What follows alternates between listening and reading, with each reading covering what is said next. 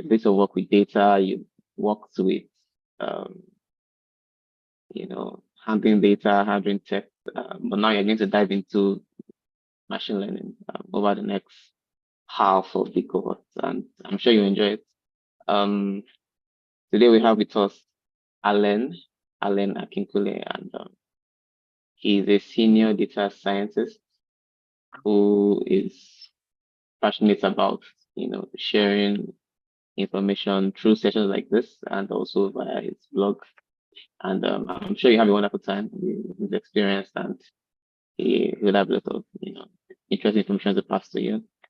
So yeah, this should be fun. A few things. First, now we've split most of you into groups. I'm sure most of you are in your groups already.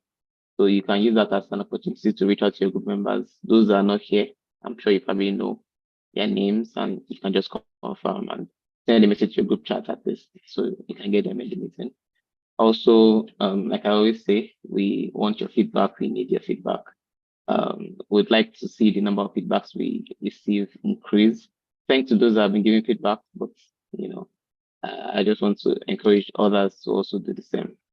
And like we usually say, we're live streaming, so if you're not comfortable with having your video or audio on, it's fine. Just make sure that you are using your Zoom controls properly. So yeah, I'll be handing over to Alan, and let's go. Thank you, Fortune. Hi everyone. So I like to make my classes interactive, right? So we'll be using a combination of a tool it's called Mentimeter, which I will share very soon, so we can engage. And there are parts of it where I will ask a question, and I really appreciate if someone you don't have to put on your video, but maybe come off mute, answer questions, and I want it to be as interactive as possible, right? So it's going to be an introduction to machine learning course, and I've made a few decisions not to make it so math heavy, because that's where people tend to lose interest, right? So the goal of this is to motivate machine learning sufficiently enough such that when you go on to maybe pick up a textbook, or you do your workshop after this, or you read a tutorial online, things will make sense, right? So that's the goal of this, right? So I'll share my screen now. There will be something on the screen, a link you will join,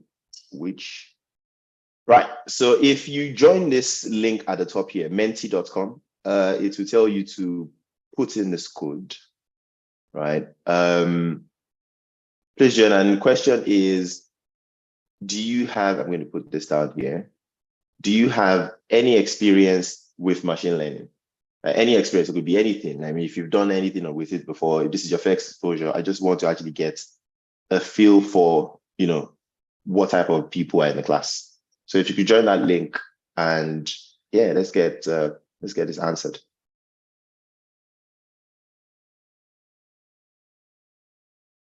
Let me see how many people are joining. The link is up here. Oops. How do you use Zoom? So the link is up here, menti.com. Code is 84132264. So I know there are 19 people in the room. Only 2 people have answered this, so we still need more people to get on this. So already 1 yes, 1 no, 50-50. We'll just give this maybe 1 or 2 minutes so people can answer. Okay, someone on the chat said nope. That's good, Jay. Okay, that makes sense. Wait for more people.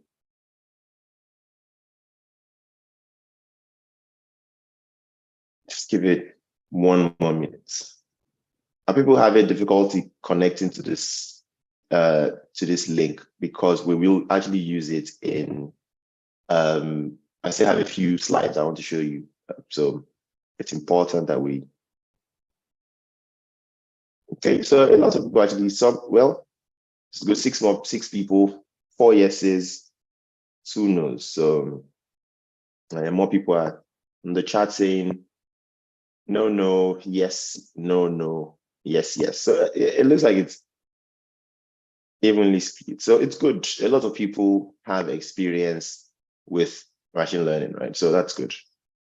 Now, level of experience, I don't know, but we will cover that at some point. So I'll stop this and just move into the slide deck now, right? So let me take this here. I'm going to go into the deck and just start. Right, so introduction to machine learning. Like I said, my name is Akinkunle. And this deck will be shared with you at the end of this class. So a few things I'm going to cover today. There's a lot to cover. I'm trying not to, just dump everything on you. I want to suggest it's going to be split into two parts, right? Where we'll get to a particular point, we'll stop for a break. It could be maybe 10, 15 minutes, because the second half is going to be heavier than the first half.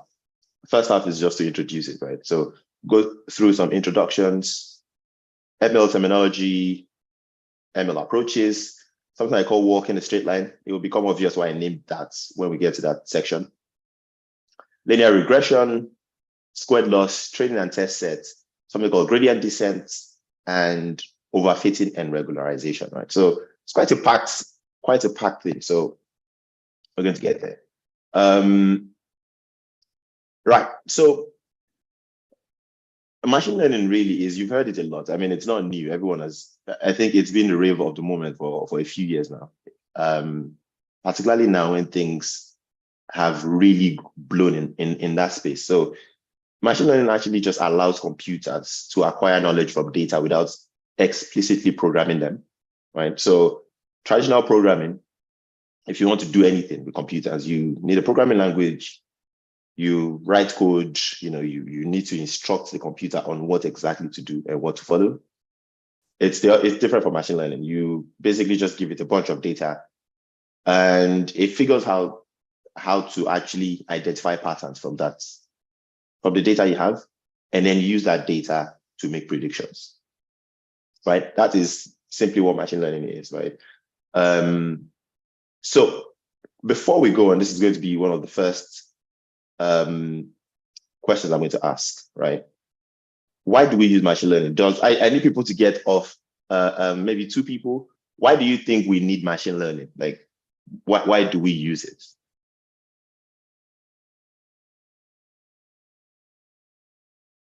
Do we have any volunteer on the call?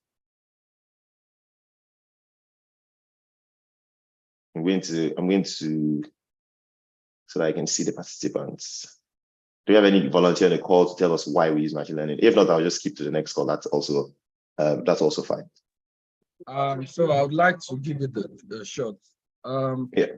So we use machine learning to find the relationships between the features, like the features and the predicted variable we are trying to get. So what I mean in essence is that, for example, if we want to get the estimate of houses in a particular area, we can take in some features like how many bathrooms the houses have, the lot size, and what have you. And we combine these variables together to be able to predict, okay, what are the prices that this house would be worth? So that's my understanding about. Yeah, thank you, Akredi. It's a good understanding. So I suppose my follow-up question to you is, that is absolutely spot on. My follow-up question is, why not do it manually then? Why do we need machine learning in this case? When we already have people, like estate agents, people that value homes. Why do we need machine learning in this case? Do you know why? Okay, my contribution as regards that would be that we need machine learning to, one, fast track this process and make more accurate predictions. Yep. I think that's spot on.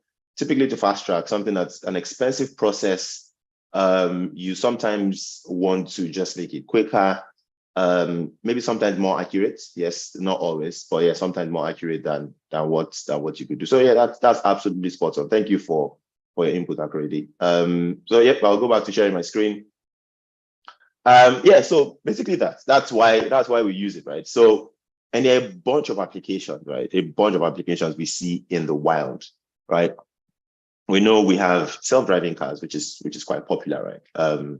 Anyone that's heard of Tesla autopilots, is one of the most popular ones in that space. If you have an iPhone, if you have a Google phone, they have digital assistants. You can say, hey Siri, it pops up. Oh, mine has popped up. Sorry, I wasn't calling you. You can say things like that, and that's an application of machine learning because that takes your voice, get something and then does some tasks for you. Recommendation systems on apps like Netflix, right? If you go on Netflix, you see they recommend all these things for you. This is something, to Akorede's point, helps you save time. Imagine trying to do this manually or with, you want to write code for this. It's going to be almost impossible, right? So you use machine learning to build recommender systems for people. So it takes data of what people have seen in the past, and then you use that to actually predict what you think they will like. We have fraud detection. We also have spam filtering, different applications of machine learning, right?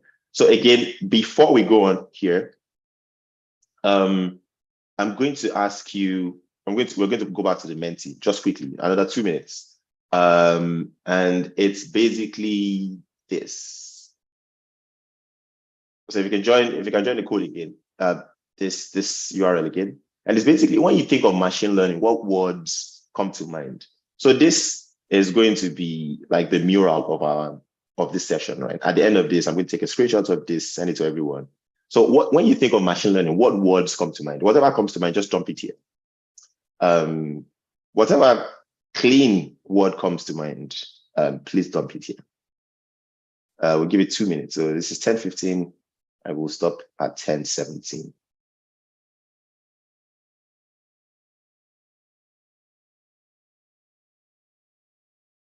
Can people connect to it? Cool. Features, yes. Validation, I like that. Test, train, split. Robots, yep. Some see them as robots, yep. Let's see, wait for more responses. We have automated statistics, intelligent systems, yep. Self-learning, that's a very good one. I like that one. Automation, absolutely. Finding patterns, yep. I particularly like statistics because statistics in this field doesn't get the attention it sometimes deserves. So I like that one. AI, yep. GPUs, yep. So yeah, these are very good. I like how these things are coming together. But I spotted another one. Data, absolutely. I think that's the most important thing. The most important word here really is data over parameterization. Whoever put this has been reading a lot of textbooks. So nice. Regression, yes. Regression is something we will cover today. Ease.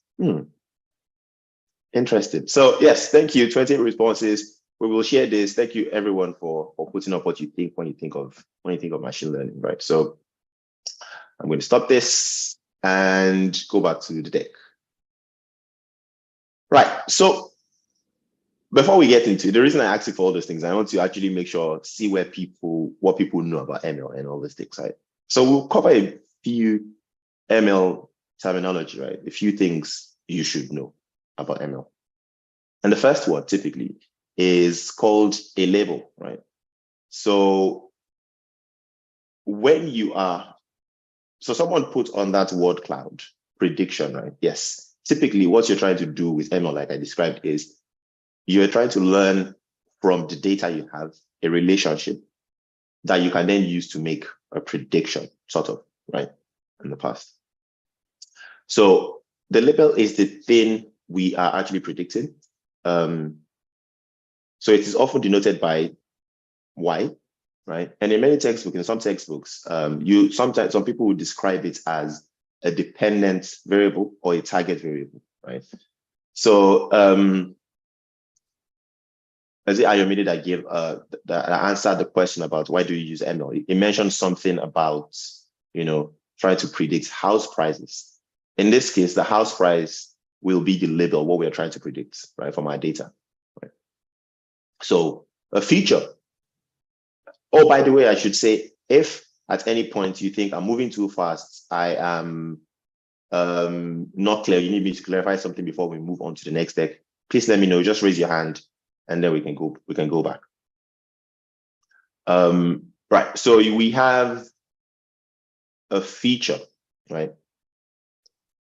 So a feature is an input variable that we use for our task, right? So again, in the example that's, I provided for us, it is what we are trying to use to predict what we're trying to predict, right? It's a variable we use to predict. It's what's in our data, right?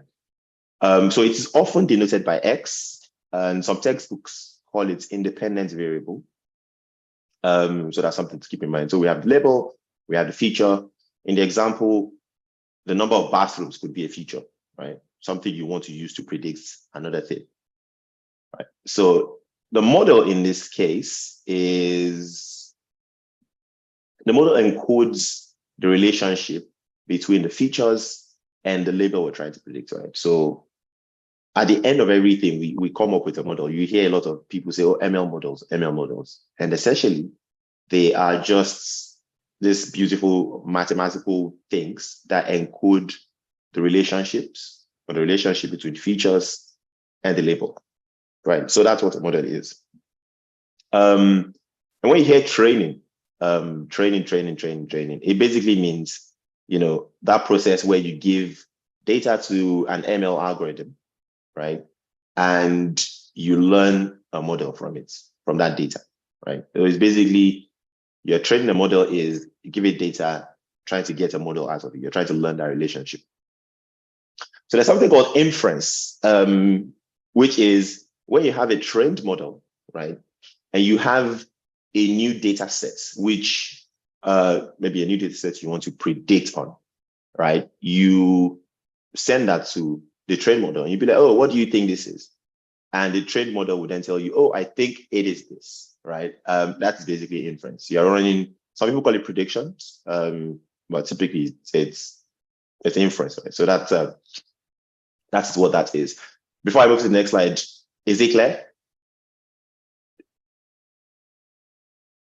If I don't hear anything, I will assume it is clear. So cool. Move on to the next one. Right. So this is an example, right? So imagine if, which is very interesting because when, is it Ayo? Someone raised their hand actually. So let me, yes, could you, someone raise their hand, who was that? Fortune, can you see who raised their hand? Jack. Yeah, Jack. Hello. Hi, Jack. Yeah, I'm good. I was asking. Hello, can you hear me? Yes, clearly, Jack. Yeah, I was asking that, okay, previously you can just go back a bit. Okay. Uh-oh. Yep, this one. So I have not understand the term inference. Inference, okay. Okay. So you understand training, right? When you give data to an ML algorithm and you learn the relationship between them, you get a model out of that. You train that model. That's clear, right? So inference is after training a model, when you have that trained model and you have a new data set. Keep in mind that all of this is data, right? You need data to train models, right? So you have a new data set. So imagine if, to Ayo's point, you build a model to help you predict house prices, right? Obviously, you must have collected some data that you used to train. Now, there is a new house that you didn't know the price for, say, for example, and you want to the model to tell you what it thinks the value of that house is, or what the price of that house is. So you pass the data about that house, you pass it to the trained model, and the model then tells you, oh, this is what I think the value of this house is. So that process where you pass new data to a trained model is called inference. Is that clear now?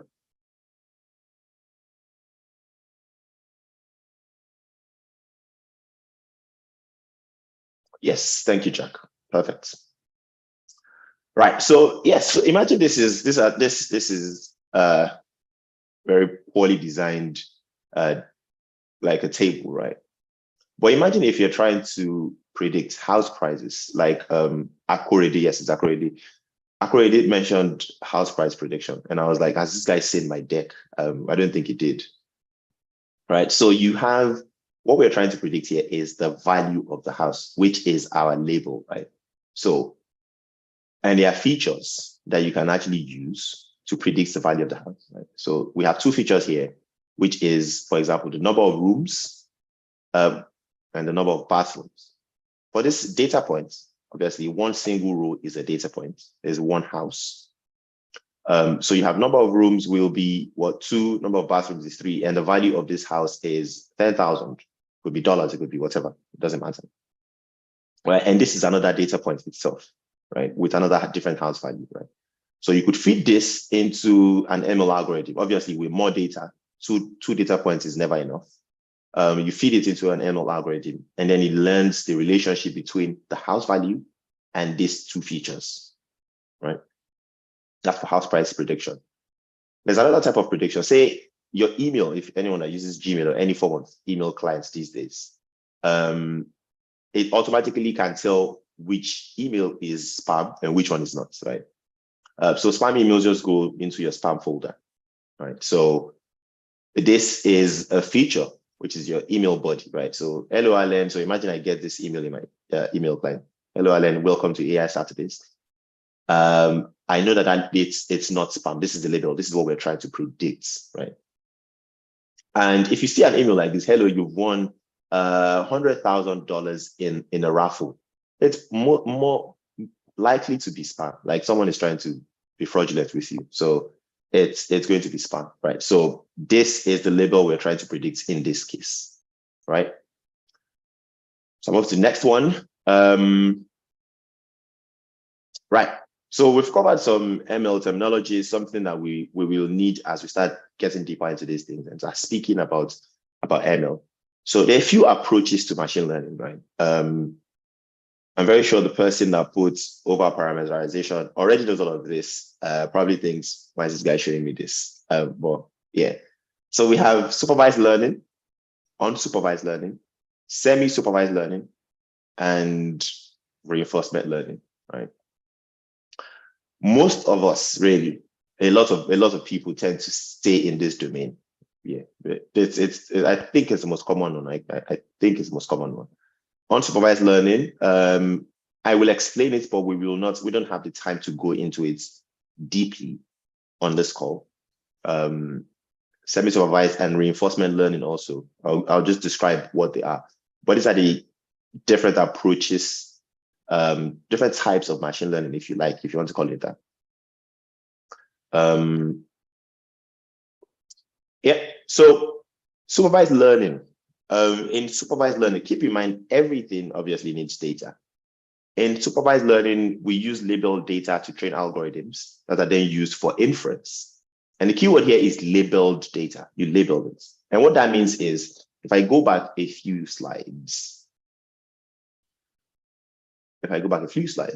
The labels are this. We have given an example, right? Given a data point.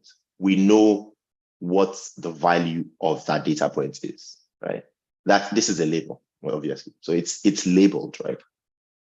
And that's essentially what supervised learning is.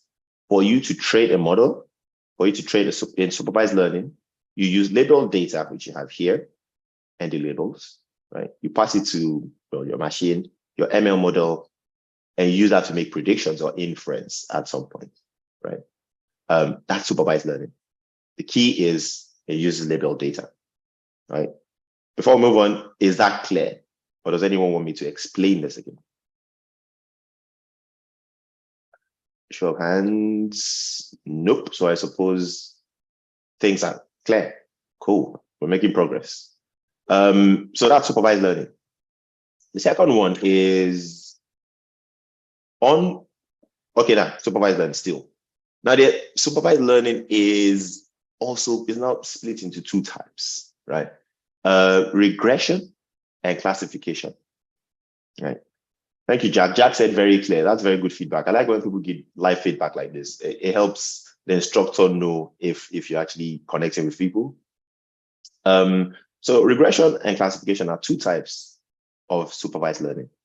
And the difference is that is in the label, really. In regression, what you're trying to predict, your label is numeric. It's a continuous quality. It's a numeric value like this, right? So this is regression, right? Because what you're trying to predict is a number. In classification, you are trying to predict a discrete label, like something that is not numeric, like categories. That is what you're trying to do in classification. So it's important to actually keep those two things in mind. Depending on the type of problem you're trying to solve, you need to know what type of supervised learning umbrella it falls under. So regression and classification. And we have unsupervised learning. Unsupervised learning is, as the name suggests, it's obviously the opposite of supervised learning. In unsupervised learning, we don't have labeled data, right? We just have a bunch of data points, right? We don't know where they belong to. We don't know which categories they belong to because we don't have that information, right? Either because it's too expensive to collect that information, or we just don't have, it's probably too expensive, or we don't have people to help us do that, right? But the absence of labels does not mean the data is not useful. You could use it for some other things, right? So one of the things you could do with unlabeled data is, you pass it into an ML model, and the ML model, for example, could help you cluster it. The ML model could look at that unlabeled set of data sets, unlabeled data sets, and find clusters within them. Look for similarities between data points and group similar ones together, right?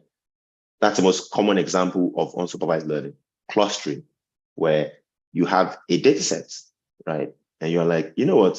I don't know what labels this data points belong to. I don't have the labels, but you take it and actually figure out the similarities between them, cluster them for me, put them into groups that you think make sense, right? That is unsupervised learning, right? And that is what we do here. So there's supervised, which relies on labeled data. There's unsupervised that relies on unlabeled data, right? So depending on the type of task you are trying to do, you will use either unsupervised or supervised, right? Is that clear? Because we are going to go into a little quiz now, and I actually want to see what you people think, just to test our knowledge so far. Oh, Akorede, you should actually be just spot on. I could get used to feedback from you. Yeah, cool. So we're going to go back to Menti. I'm going to ask a few questions, and yeah, perfect. All right, so let's present this. Word cloud is still up. Now, a question is going to come up, and I just want you, so you could join this thing. So this is the question. You have a data set containing images of cats and dogs, and you want to build a model that can tell you if a new image is either a cat or a dog. So Dolamo, it would be great if you could connect to the Menti and use it. So we give this 1 minute. So 4 answers for supervised learning. Okay. What if people are wrong?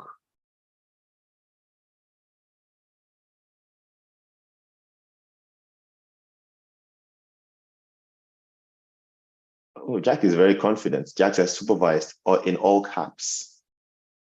That's in the chats. I like Gamaliel. I'm sorry if I did not pronounce your name properly. He said unsupervised learning. So if you don't mind, I'd like to, because most people put supervised learning. They may be wrong, by the way. So do you mind telling us, why you think it's unsupervised? All right. Hello, good morning. Hi. Yeah, hi. Supervised learning, because we have, okay, you are trying to predict if it's a dog or a cat. So you already have like a label of the cat and the dog to train the data. So like that's why it's supervised learning. Perfect. That's a good answer. Who wants to? I really want to hear from this person that said it's unsupervised learning, because it's brave to go against 16 people and think. Jack has raised his hand. Please speak, Jack. Yeah. And yes.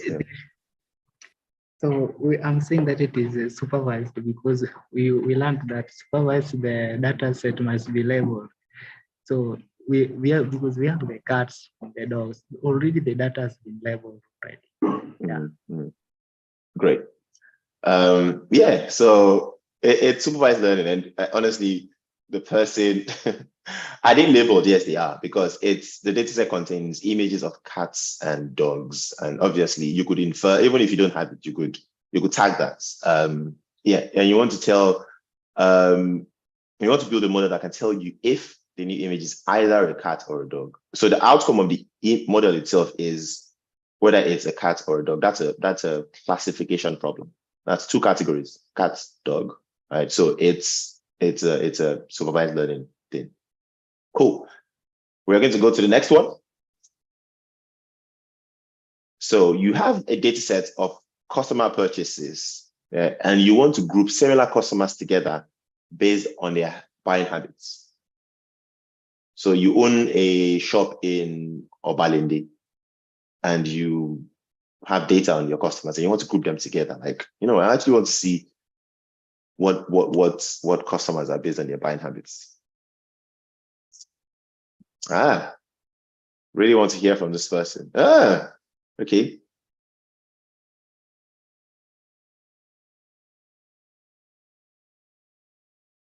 Yep, Tenju, I didn't label. This question does not explicitly mention that the data set has labels. Maybe the data set contains the image. I mean, you could win in court if you argue this, but in my court, you are wrong. Perfect. This is very interesting. This is a very interesting split. 11 unsupervised learning. They may be wrong. This supervised learning people may be right. So who knows? So I want to know, the 3 people that actually said unsupervised learning for this, could maybe 2 people from this group tell us why? Oh, 4. Okay, we have more. 4 people from here tell us why they think is unsupervised learning. And maybe 2 people from here tell us why they think is unsupervised learning. Let's start with the supervised learning group, please. If anyone wants to talk about that. Jack, yes. Yeah, thank you. Because I'm saying it is unsupervised because we are not being told which kind of data the customers bought. We are only being told the history. So history there, the data is not labeled. So we have unlabeled data set there. That's why we are saying that it is unsupervised, because we are only dealing with the history, not the items which are. Yes. Thank you for the answer. Also, I think you would have been teachers would have really liked you when you were in high school or secondary school. So, yeah. Does anyone want to explain why? One more person on the unsupervised learning camp, and 2 people from the supervised learning camp. Does anyone want to come up? Maybe one person from the supervised learning camp. I actually want to hear, because it's important to actually know why people chose this. And because the right answer is actually unsupervised learning. So I want to know why people chose supervised learning. So we can actually maybe correct that that now. Okay, I'm choosing like unsupervised learning because number one, we don't have like the outcomes, like the prediction, like how will I put it? Like a stated prediction from the data sets. And number two, we are grouping, like we are sort of like clustering. We are trying to group like different parts of the outcomes. So that's why I chose unsupervised learning. Absolutely, that's spot on. So supervised learning, the people that chose it, just one person, please. If you don't have to come on video, maybe just an explanation of why you confused this for supervised learning, because we're just going to move on quickly after this. Does anyone know? Does anyone want to answer? If not, I'll move to the next question. Doesn't want to answer. But yeah, it's unsupervised learning because yes, it doesn't have labels and it's grouping. So we want to group similar, we want to cluster similar questions together, similar customers together.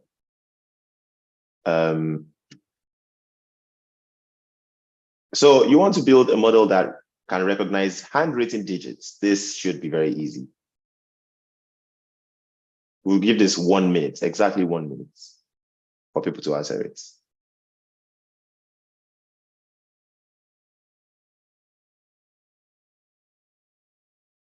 Unsupervised. Mukhtar, yes, it's yes. Yeah. This is closer than I imagined.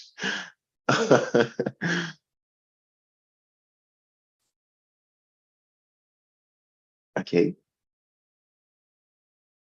So 1 minute is up for this one. The question is not explicit enough. Okay, that's good feedback. Next time I will actually make it more explicit. You want to build a model that can recognize, that can classify handwritten. If I use classify, you'd have known it's supervised learning. But yeah, it's not unsupervised, right? Because what you want to do is you have a bunch of digits 0 to 9 that's handwritten in different writings, and you want to be able to say if looking at that a particular digit that's handwritten, classify it into one of these 0 to 9 buckets, right? So it's supervised. Last one. So you have a collection of news articles and you want to automatically bucket them into topics like politics, sports, and entertainment. Yep, answers are flying in. Really like this one. Unsupervised. Yep, absolutely. Yep. This is, I think it's the person is, yes, it's unsupervised because yes, we don't have labels for this one. We want to automatically bucket them, automatically group them into topics, into different topics, right? So yeah, perfect. So yeah, it is unsupervised. And yeah, we have reached the end of the presentation. Thank you for everyone for not the presentation, like the Menti presentation. So yeah, I think that's the reason I added that is I just want to make sure there's no need to rush these things if you don't understand the principles, right?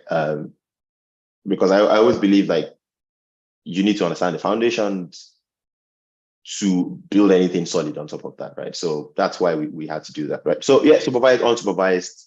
We've done a bunch of tests. Most people got it.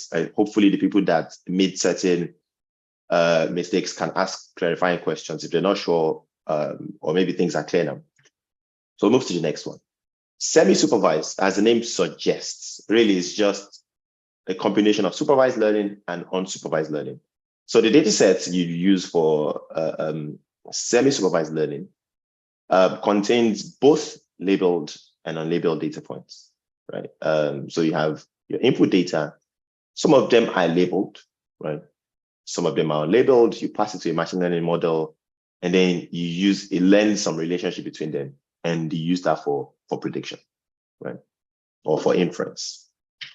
And reinforcement learning is it's a very different type of paradigm of building models, right?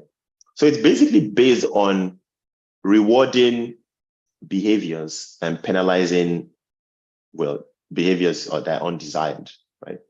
So in general, what you have is there's a learning agent that is able to maybe walk around in an environment, right? Take actions, and then based on whichever action that model, that agent takes, you penalize it or you reward it. So it's kind of like how we learn in the real world, how babies learn, right? So when babies are like learning agents because they are new in an environment and they don't know what is what, right? They don't know what's rewarding. They don't know what is penalized, right? So babies go around, they crawl, they touch a baby will see a candle and they'll be like, oh my God, this is fascinating. Crawl towards that candle, touch it, baby will be burnt. So the baby will realize that, look, that's not an action I should take. That's an undesired action, right? So the baby next time will know not to go near the fire, right? Things like that. So a baby will see sugar and taste it and be like, oh my God, this is delightful. I love this. So that gives the baby, that's a desired behavior the baby will try to optimize next time. So that's basically what reinforcement. Yes, it's so I already said, I think the concept is called Q learning. It's one of the ways of doing it. Yes, it's I'm not very familiar with reinforcement learning, but yeah, this is how it's stated, right? So we've spoken about supervised, unsupervised, semi-supervised, and reinforcement learning. And at this point, we are now 45 minutes into this call. I want us to take a break, right? At this point, because the next half will be more involved and it will be more intense. So if you have any question, now is time to ask. Maybe we'll come back around 10:55 if you don't have any questions. Do we have questions at the moment?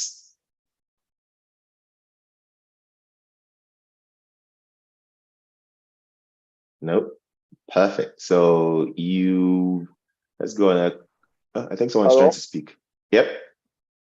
Yeah, sorry to interrupt. I just wanted to clarify something. Yep. Yeah, it's just please can you just like track back a bit and like briefly explain the difference between like labeled data and unlabeled data?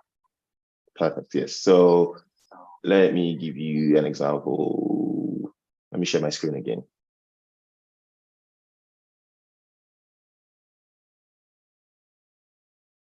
Can you see my screen now? Yeah, I can see it. Okay, so let me show you labeled data. So labeled data, for example, imagine if you're trying to build, so this is a very simple example, but it works, right? So imagine if you're trying to build a model that classifies or that's given a new data point, right? You want to be able to tell the model, you want the model to be able to tell you, oh, this is a triangle or a circle, hexagon, or a rectangle, right? It's a very simple example, but that's everything built from all these simple concepts anyway, right? So for you to do that, you need some data set, right? So you need to pass it a bunch of data that's already been labeled. So each of these will have features, right? Attributes that define this data point, right? So maybe how many sides they have, maybe the size, the length, all those things, right? And the label will be what that example is, right? So in this case, a label is a rectangle. This is not, this is a circle, this is a triangle, this is a hexagon, right? So these are labels because when you pass it to the model knows, oh, okay, I see all this, I see this particular data set, this particular data point has all these features, right? Number of sides, the width, whatever it is. And this person is telling me this is a rectangle. This is how to identify a rectangle, right? So there's an association between those two things, right? Unsupervised. So in this case, let me give you an example. In this case, this is the label for if you're trying to build a house price prediction model. The label here is this thing, the value of the house, right? For spam prediction, the label here is whether the data points, whether the email itself is spam or not spam. So when you don't have this label, when all you have is just the features and no label, that's when it's unsupervised because you have no labels. So the model will not know how to go from It doesn't have direction on, oh yeah, this feature. Well, it won't be able to learn a relationship between features and labels because there's no label to actually learn from, right? So what unsupervised typically will do is to cluster things, right? To group things into similar things, into buckets, because there are no labels anyway. Is that clear now? Yeah, that's good. Thank you. Perfect. Thank you. So, well, 10, let's come back at 11 then, and then we can crack on with the second part. Real quick, I'm so sorry to. No, don't be sorry. Okay. It begs the question, the explanation you just gave begs my question. I failed the second question, actually. I picked structured for the grouping, the question that relates to grouping. So my question now is, if you're trying to group your customers, maybe based on what they get, maybe the ones that buy baby care products, the ones that buy skincare, I feel, are you going to you use structured data, right? Like structured. So you could use structured features, question, right? Yeah. So I feel people that were thinking in that line that picked structured in the other questions might be right at the end of the day. So when I say, so keep in mind, structured and unstructured is different from labeled and unlabeled. Structured data sets, typically, I mean, I did not add that there because I don't want to increase the complexity of this 2-hour course we have. Structured data set is typically something you have in tables, like it's neatly defined, right? It's well defined. So if you look at an Excel sheet or a database table or a CSV file, that's a structured database, right? Because each row like this is just one data item itself, right? And each column is a feature, right? And maybe one of those columns will also be a label, what you're trying to predict, right? Or in the case of unsupervised, you won't have any label there, right? So that's structured because of how the data looks like. Unstructured data sets, on the other hand, are things that cannot fit neatly into maybe an Excel sheet, right? So an image is a data point, right? But it doesn't fit into an Excel sheet like that. You cannot put it into that Excel sheet without actually doing some processing on top of it. Audio is unstructured. Text is unstructured, right? Because it's hard to just have them neatly fit into some like Excel sheet or features of columns and rows, right? So if your data set doesn't neatly fit into columns and rows, if you cannot arrange it into columns and rows, then it is unstructured data sets. If it fits, then it's structured, right? Not to be confused with supervised, unsupervised learning, which are just ways of doing machine learning, right? Those are two different things. So it's important not to get those things confused, because in supervised learning, you could use both structured and unstructured data. And also in unsupervised learning, it depends on how you do it, right? The primary distinction between supervised and unsupervised learning is the presence of labels. So you have a data point, you label it, and you'll be like, oh, this particular data set is an orange or a cat. This one is a dog, cat, dog, dog, cat. So you have this huge database of data set that you've labeled. Unsupervised, nobody has actually looked at those data points and be like, this is a goat, this is a donkey. No one has done that, right? So in your example, the one you said you got wrong, you've collected data points on your customers, on what they bought, on all that kind of stuff, right? So, but you don't know who these customers are. They're completely, you don't know, they're not labeled, right? But you want to find some group in between them. You want to find similarities, which you said, which of my customers can I group into, I suppose, these people buy baby products. Someone like Fortune, perhaps, will like to buy tech products, and you have people in his bucket that have bought similar things. They will be put in one cluster, in one group, right? So that's the difference. That's the distinction. Thank you, Jack. Thank you. Jack said not a comment, but not a question, but a comment. Class is awesome. I don't know if you're talking about Python classes or this class, but either way, thank you. Yeah, we'll be back at 11 for more math stuff.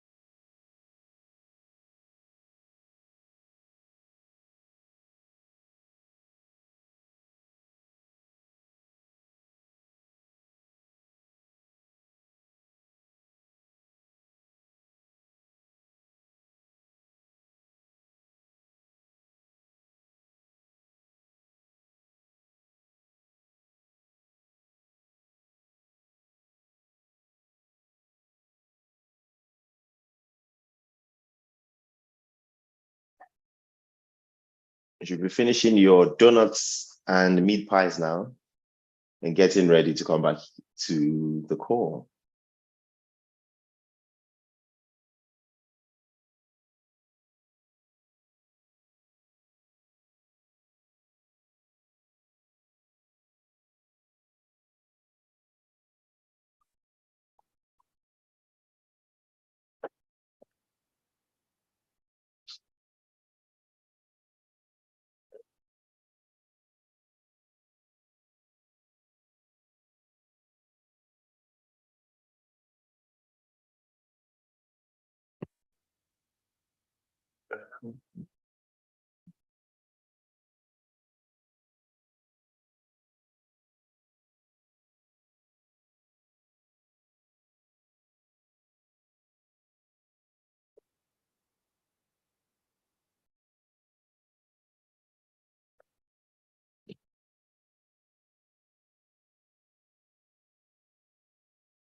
Alrighty, are we back?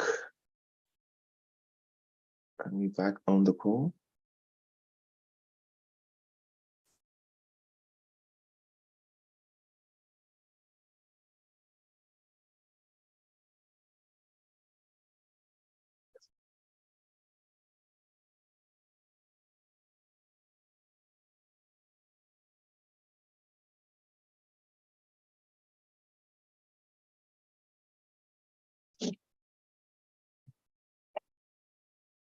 Wait another minute and then we start again. Very interesting. We've done 1 hour already. Time really flies, doesn't it? Right. Can someone say, so I know people are back on this call. Can someone just say something? Okay, Jackson is back. Perfect. Caleb is back also. Great stuff. Yep. We are all back.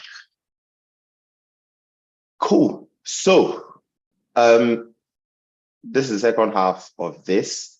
It has more content. Ayolua said, I'm back. Yes, I am also excited to be back. So second half, you're going to have a few more math symbols. I tried not to load the slide deck with math symbols because, like I said, the goal of this is to motivate machine learning such that when you pick up a textbook or you pick up, you read a blog post that has more math symbols, things will make sense. You will be able to translate that, whatever you've learned here, and connect it with what is being said in textbooks or in your labs and all that, right? So walking the straight line, this equation should be very familiar to everyone. I mean, some people, I'm very sure, is even giving them, it's triggering them, taking them back to secondary school when in math class you were first introduced to y equals to mx plus b. Some say y equals to mx plus c, whichever one. Could we put into the chat box if you've seen this before? And this is the equation of a straight line, right? So if you've seen it before, just say yes. If you haven't seen it before, say no. Just a few people in the chat. Yes, I have. Damilola, yep. I think most people, yep. Kelvin, yep. So everyone has seen it because I have not seen any no here. Temitope Ajibade said yes. So must have had a very good time with math in school. Okay, cool. So when you see this equation, what does it actually mean? Like, we know that m is called the gradient or the slope. B or C in some places is called the y-intercept, and we'll explain what that means. Y is obviously a vertical axis. X is a horizontal axis, and yes, equation of a straight line. That's what it is. So that's why I named this deck "Walking the Straight Line." Such a horrible name. So y equals to mx plus b, where m is the gradient or the slope, and b is the y-intercept. X is just a horizontal axis, right? So if I go here, right. So these are two lines, right? These are two lines, right? And this one, for example, is y equals to 2x plus 1. And the y-intercept, basically, if you look at this line here, the y-intercept crosses the y-axis at this point 1 on the y-axis. That's why it's called the y-intercept. It is where on this graph, on this Cartesian plane, does our straight line cross the y axis. And it's here for this one, it's 1. For this one is -2. this one. It's here, and that's why you have it here, right? Obviously, this is the origin, and the slope or the gradient of this line is what? It's 2. Each of them, both of these lines have the same gradient, basically 2. And what's a gradient, by the way? Can anybody tell me? Can anyone get off the call and just tell me what is the gradient in this? If you look at this line, how do you calculate the gradient? If anyone doesn't tell me, I will talk about it myself. But I would like someone to actually just tell us how would you calculate the gradient for this one? And why is it 2? y2 minus y1 over x2 minus x1. Okay, so what's y2 minus y1? What does that mean? That's the right. So someone put the y dx in the chat, Oluwafemi, which is correct. That is it. So when you said y2 minus y1, it's Jack, do you want to answer that? Basically, getting the gradient simply means that it is the change in y divided by change in x. Yeah. Exactly. Yeah. So you've all answered it very well. So it's the change in y.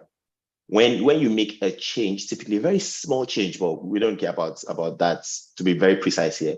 But when you make a change in y, so in this case, you're changing x. So if you go so let's start from this point, which is what? On the y-axis is 0, on the x-axis is 1.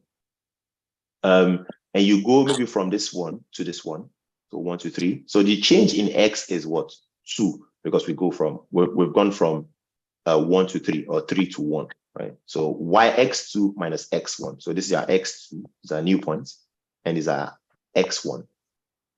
And then if we trace this line up at 3, if we trace it up, right, bam, when it reaches the line, the value of y at that point is 4. The value of y at this point is 0. So our y2 is, because our x2 is 3, our y2 is 4. And our y1 is 0. So that is 4 minus 0 over 3 minus 1, which is 4 over 2, which is literally 2. So that's the gradient. So at any point on this line, however you do it, however you calculate it, the gradient will always be 2. And if you do it for this line too, it's going to give you the same value, right? So the gradient just tells you how steep, how steep your line is, right? So, or how slopey it is. So let me give you an example. At the start of this call, I said I do not like hiking. I don't like climbing mountains because it's just so stressful. And if you're climbing, there are certain points that will have maybe just a little bit steep. The gradient of such mountains they're not going to be so much, right? And there are some other parts of the mountain that will just be like push up like this, right? So the gradient at that particular point is quite high. So you probably have a large gradient, right? So that makes sense. I don't want to belabor this point.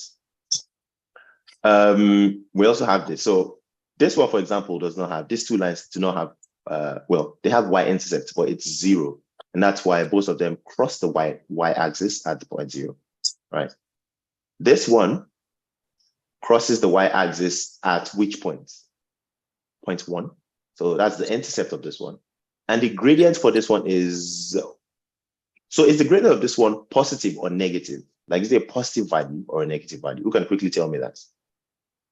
The gradient. Second one is a negative. Yes, this one is both of these ones are positive because of how they are. But because if you make yes, it's negative. Because if you make a change along this axis and you go up, your y2 minus y1, which is the change in y, and your x2 minus x1 will give you a negative value, right? And that's why it's a negative gradient, right? So that's something to keep in mind. So yeah, this is, you understand why this is important now. Cool. And then that brings us to, keep in mind, I said we have 2 types of supervised learning, right? Regression and classification. For this class, we're just going to only talk about a regression because, number one, it's one of those things that are quite easy to pick up intuitively, to understand intuitively. And then obviously, classification, well, one form of classification, like one algorithm called logistic regression, builds off of this idea, right? So I always start with, like I said, motivate with something simpler, and then you can build on that. Perfect. So linear regression is what you use if you have, you want to predict, like the name suggests, a regression task. And if you remember, regression task is if the label you're trying to predict is numeric, if it's a number, right? And as I already said, because it's on my deck when I was preparing it, if you're trying to predict house prices with, say, one of the features you're trying to predict it is the number of bathrooms, right? This is what you're trying to predict. This is your y-axis. This is your x-axis, right? So, like I said, you need data, right? When you're building ML models. So we've collected data on, so each of these red dots here are data points we have collected. So we've gone to, we know we've spoken to people in an environment, right? And we're like, oh, how many bedrooms do you have? 5. What's the value of your house? This. Obviously, it's not only the number of bedrooms we ask. We could ask for multiple features, more features to help us, because the more features we have, typically the better, right? So you have all of these points are different. Each point is a house, each point is a house, and it has a number of bedroom and house price, right? Now, if you look at this is a y, this is the x. You could draw a line between this that almost approximates this thing, right? Where you're like, oh, it kind of looks like it's linear, right? I mean, you could maybe put a line somewhere here. And if we do that, so we could put a line here, right? I'm going to bring this down here. You could put a line here, right? It's a bit off in some places, but it's not very far away from all of them. Maybe it's far from this one, sure. Right? So you could put one line here, right? And this is a straight line, right? This line is of the form y equals to mx plus b, right? We can all agree with that because it's just a straight line in a plane. So it has its own slope. It has its own intercept, which the intercept here, if we continue here, will probably be maybe 3 point something. Doesn't matter, right? You could put a line here. You could put another line here. You could put another line here, right? You'd be like, okay, that's another straight line that you could draw. Or you could be like, this is another line I want to put, right?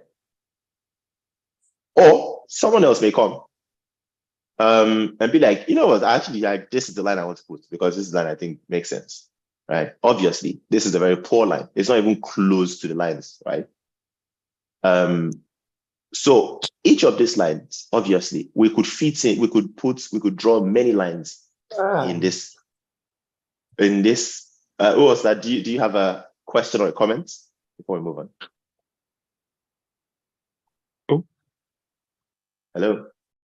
I think someone said something. Or was that? Okay, we'll continue.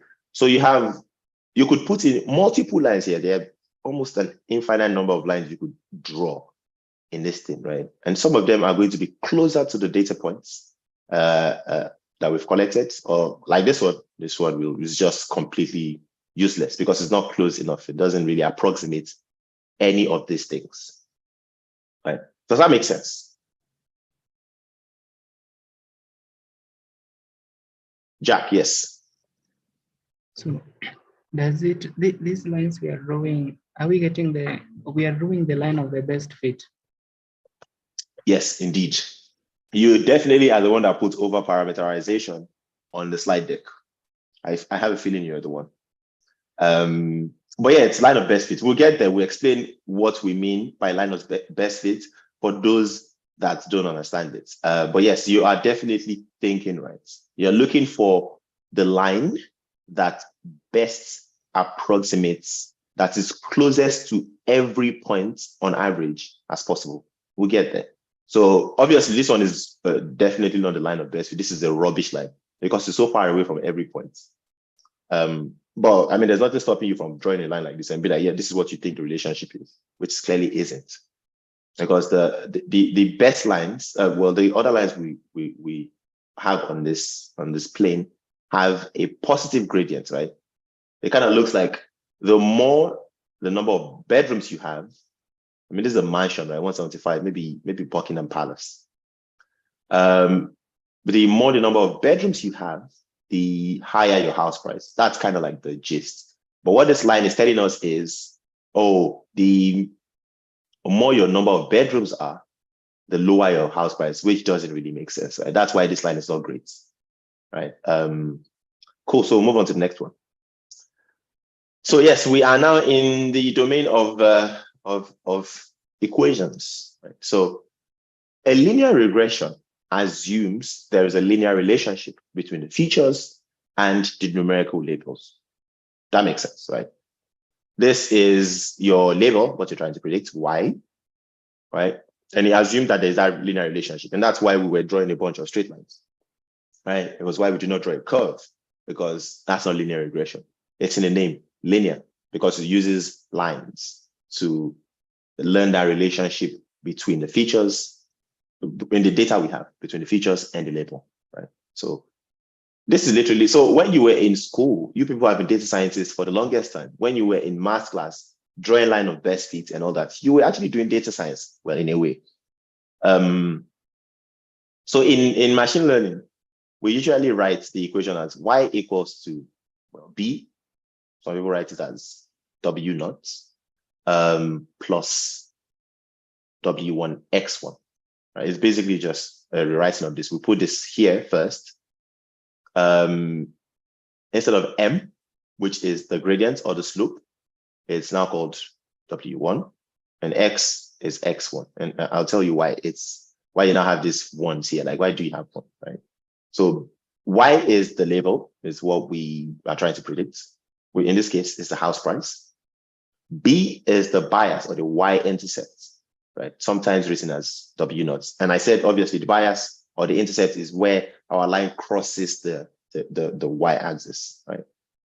So if I go back to this slide, each of these have different intercepts. This one also has a different intercept, right? And the intercept obviously determines where it starts on our plane, right?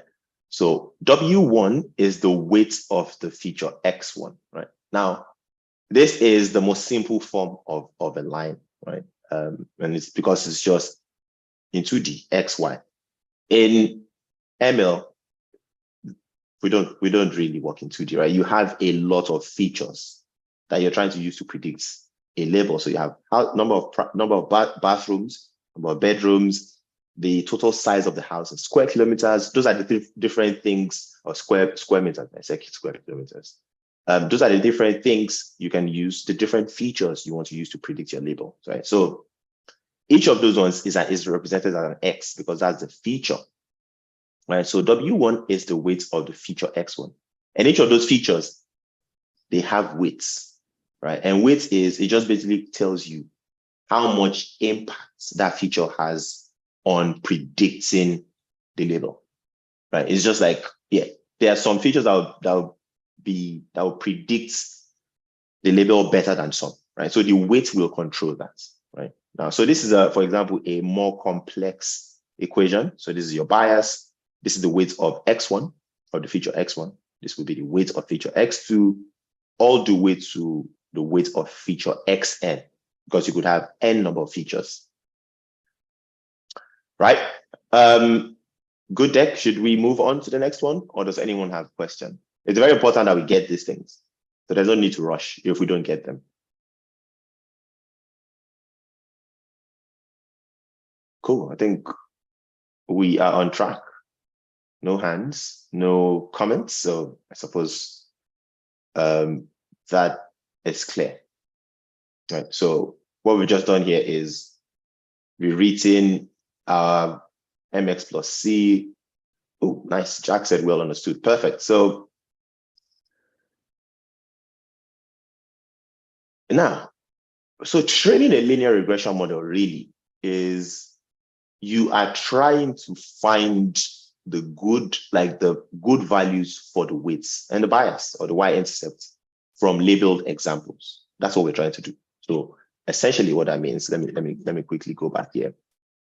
Essentially is because each of these obviously have different weights or slopes or gradients, the W's, and different intercepts, which is the W naught or the bias, which is B, right? So one of these lines will be, one of them is better than the other two. This one is obviously a useless candidate. So it's the worst of them, right?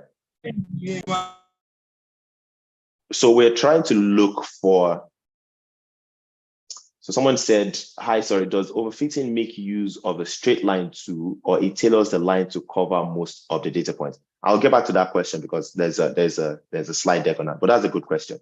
I'm happy you're thinking along that line. Right, so what we're trying to do is we're trying to find the weights and the bias that when we have that value and we plot it on this graph, it's going to be the best approximation of these data sets we have, kind of, right? So yeah, so that's why we said we're learning. So training in essence is just looking for those values, trying it, right? So in supervised learning, a machine learning algorithm builds a model that minimizes loss, right? So loss is a penalty for a bad prediction, right? There's a penalty for a bad prediction. So loss is essentially a number indicating how bad the model's prediction was on a single data point, right? So if the model prediction is perfect, the loss is 0. Otherwise, the loss is non-zero. Again, I'll go back to that deck to use it to explain what loss is. So actually, I don't have to. Actually, let's go to the next one. Yeah, so loss is the penalty for making a bad prediction. So I'll go to the next slide. There's a good deck here. Right, look at this data point, right? This is your Y, this is your X1.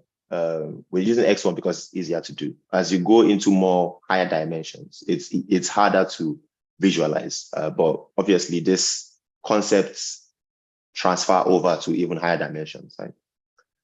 So the goal of training a model is to find a set of weights that have low loss across all the training data points, right?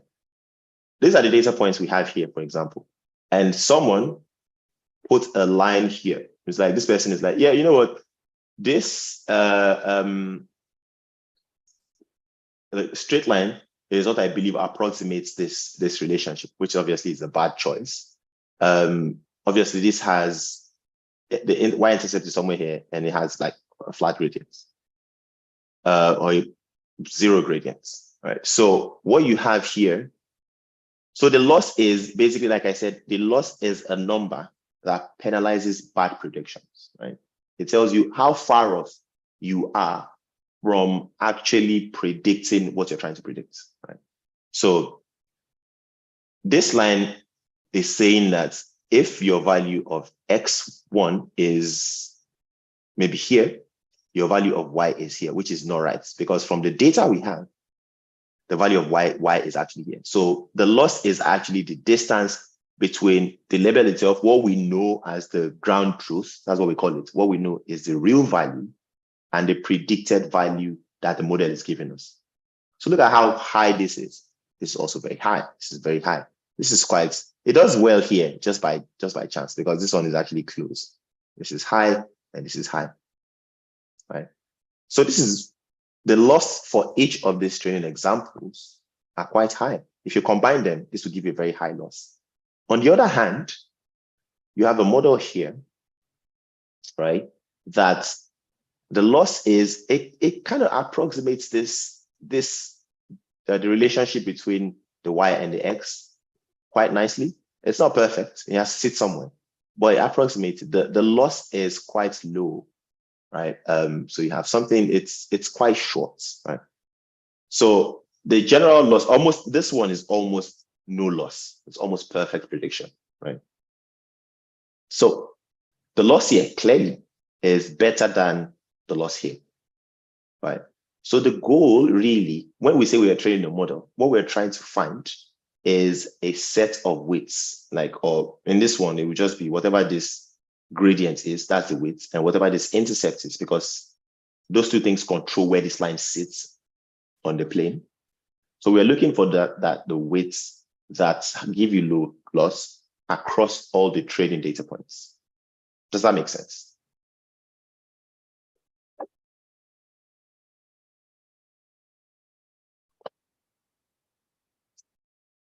Chat, hands up. Let's see. Has anyone raised their hand? Nope. So it's clear. Ooh, nice. We are making progress. Yes, Kelvin said makes sense. Akorede said makes sense.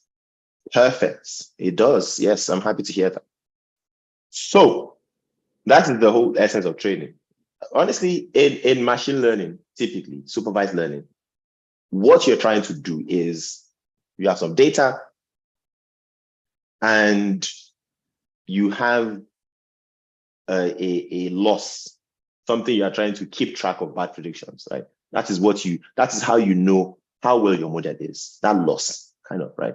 And the whole essence of machine learning is you are trying to find a set of weights, right? So now you could do that manually if you have all the time in the world, right? You could just be like, oh yeah, you know what? Can I draw another line here, maybe here, and see what loss you have, and see if the loss of that one is better than the blue one we have here. So you could try many different lines yourself, manually do it, manually calculate the loss, right? If that's what you want to do. Or you could use something we will get into in the next few slides. Right. So like I said, linear regression uses a loss function called squared loss. And it is the difference between the ground truth and the prediction, which in this case, this is the ground truth. This is for the data point, we know its real value. But this point on the line is what our model is predicting, right? So this is the predicted value from our model, because our model can never be perfect. It's just an approximation of the relationship. It just learns a relationship. It looks at them like, kind of like the general relationship is this, right? It kind of applies to everyone. So our model is essentially trying to kind of please everyone in a way, right? So the squared loss is the difference for linear regression particularly. It's the difference between the ground truth and the prediction, right? So this is the ground truth or the observation. So the difference between them, and you square it. And the reason you square it is you don't want negative, you want just absolute values. You don't want maybe negative value to cancel out positive value. So you just square it, right? That's why you square them. In math or in textbooks, our observation, our ground truth is typically labeled Y. Predictions always have this cute little hats on top of them. And it's all the hats. So the predictions are called Y hats, and you square that. So that is the loss we use to measure how well our model does, or how well our line, which is just our model does, right? So instead of when you eyeball, instead of just eyeball it and be like, this one is, I mean, we could eyeball this, we could look at it and be like, yeah, we know that the loss here definitely is going to be higher than the loss here, right? Definitely, just looking at it, right? But the squared loss gives us a number we can use to quantify the difference. We can use to quantify how bad the model is or how good the model is. Now, keep in mind that I said loss is for one data point, like loss measures the prediction on one data point, right? But in our training example, in our training data sets, what we use to learn that relationship, we will have, obviously, each data point will have its own loss, right? So you typically calculate the average over the whole data set, over your whole data set. And that's why it's called the mean squared error, MSE. So you hear something called MSE, mean squared error. And it's the average squared error loss over the whole data set, which is 1 over n, the summation of all of this. So you just sum all your loss together and you can't find the average. This is what this means, by the way. This is just average, right? So it's In textbooks, some people conflate loss and cost functions, but they are different. Loss is for a single data set, a single data point. Cost is the average across all the data sets, across the data sets you have. Right? So for regression, we use squared loss or MSE as a cost function to actually just see how well it does. Again, is that clear? Because I realize that these decks are getting more intense. So I want to make sure we're not going too fast and losing people. It is perfect. Really glad. Right. So keep in mind that you obviously have data, you've collected data, you need data to train stuff, right? To train your model. Right? There are two types of data broadly. There's something else called the validation sets. We're not going to go into that in detail now. When you read textbooks, it will become clear why you have something called a validation set. But for this class, we're only going to stick with something called training and test sets. As the name suggests, the training set is the data the algorithm actually uses to learn the underlying patterns and the relationship in our data sets, right? So I go back a few decks. All the points here make up our training data set, our training sets, right? So when you collect data, right, and you're trying to train a model, you have to split your data into broadly two types of data sets. The training data set here, which is this blue one here, which you see is the majority, and the test set, which is this, is this yellow, maroon? I don't know. No, it cannot be maroon, of course. Whatever that color is, I'm not good with colors, but yeah, blue is very easy to identify with me, for me. So you split it into training sets and the test set, right? So the test set, by the way, has to be kept completely independent from the training data. The test set should not be put into your training data, right? You should not use it to train your model because it is actually used to assess your model's ability to make accurate predictions on data it was not trained on, right? Thank you. Later. Someone asking a question?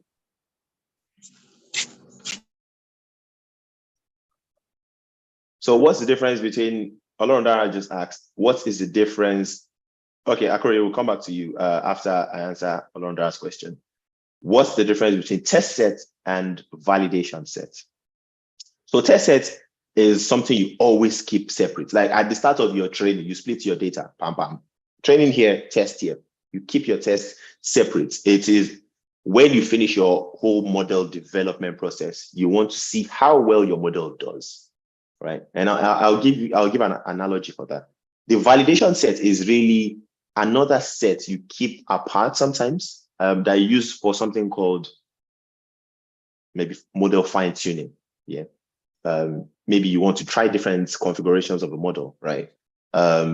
You want to use the validation sets before you actually then see its final performance on the test set. You want to use that validation set to test the performance of the different configurations of your model, right? The reason I left it out of here is because I did not want to complicate this more than it needs to be for an introduction to machine learning course.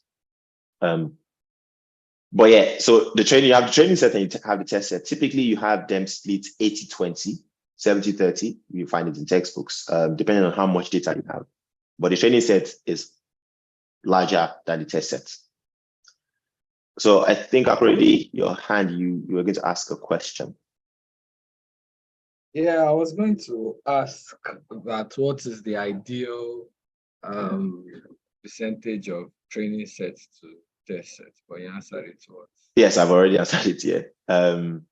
So val set is what you use while tweaking hyperparameters. Yes, completely. Yes, along that, it is what you use. You use it to, your training set, and then you evaluate it on the validation set. So yeah, so I'll tell you why you keep test sets separate, because I think analogies help things stick, right? So I'll give you an example. When you are in school, or when we're in secondary school, you do your internal exams, getting ready for WAEC or NECO or whatever we did, or people that did outside exams, right? You in school, your teachers give you data, you learn, right? But the ultimate test, so the ultimate test of your learning is when you go out there to WAEC, to an exam that was not set by your teacher, who you probably know is techniques, you know everything about them, you know how they ask questions. You can maybe even maybe your teacher sometimes will come to class and give you, oh, you know what, this is the areas to concentrate on.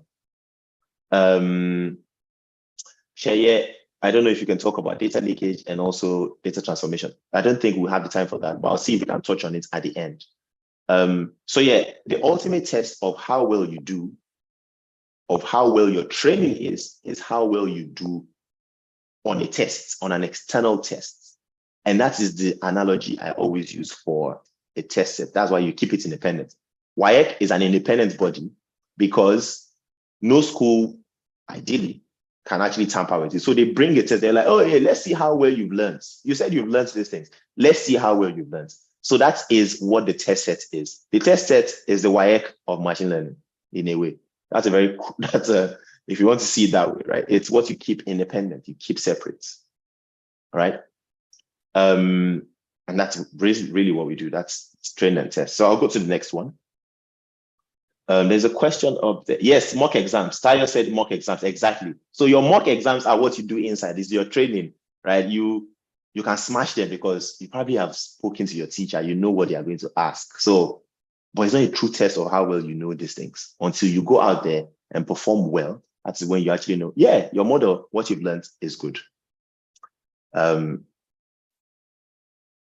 Perfect. So that was a quick description of training tested before we go into reducing loss. Because keep in mind, before this slide, I spoke about we're looking for, the goal is to find a set of weights that have low loss across all the training data sets, right? So you want to find, there are many lines you could draw into this thing. You could draw many lines, right? So iteratively, you want to find the one that gives you the lowest loss, right? So what you do really is you begin your training by starting with an initial guess for the weights and the biases, and you iteratively adjust the numbers until we get weights and biases with the lowest loss. So what I'm doing here is you have your features, your number of bathrooms, your number of bedrooms, all those things, your label, which is the house price. Your features go into your model, right? You make predictions, which is that line. So oh yeah, so your model can say if a house has 2 bedrooms and maybe 2 bedrooms and 1 bathroom, house price is 10 pounds, But in the real data set, our real observation is maybe 15. We know that the loss will then be 15 minus 10 squared for that particular data point, right? Which is 5 squared, which is 25. So you do that, you compute the loss, and then you update the parameter, right? You update the weights and the biases. By update, you want to reduce it because you're like, yeah, this is quite high. I want to maybe reduce it. How do I reduce it? It's this iterative process. So this green field computes parameter updates. We are going to actually see how that's done in machine learning, right? But what happens is you have your features, you pass it into your models, your models obviously make certain predictions on your training sets, right? Or your validation sets in some cases. You compute the loss or the costs, the average loss across all your training examples.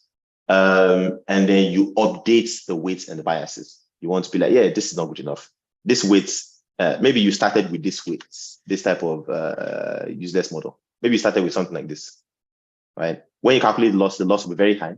So you want to change it. You want to update the value because you're like, yeah, this is not a good value. Give me new values that are better, right? And then maybe ultimately you arrive here at a line that is this good. So that is what this iterative process does for us, right? Does that make sense?